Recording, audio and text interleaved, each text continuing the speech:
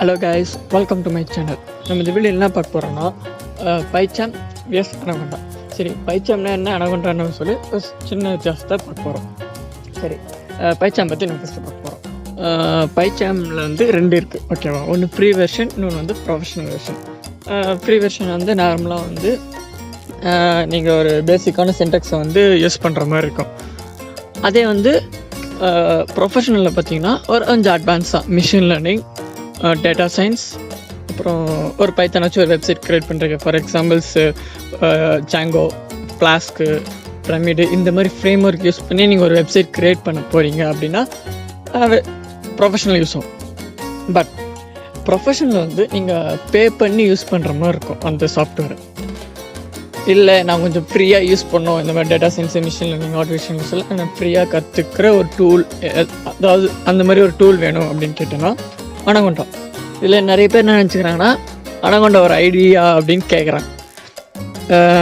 பைச்சாம்ன்றதா ஒரு ஐடி, ஓகேவா? ஸோ அனகொண்டான்றது ஒரு டிஸ்ட்ரிபியூட்டர்.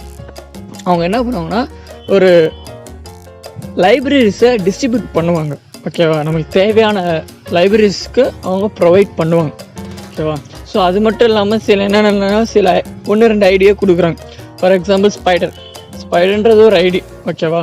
ஸோ அந்த மாதிரி ஐடியா அவங்க அவைலபிளாக கொடுக்குறாங்க. கூட வந்து ஜூபிட்டர் நோட் புக்,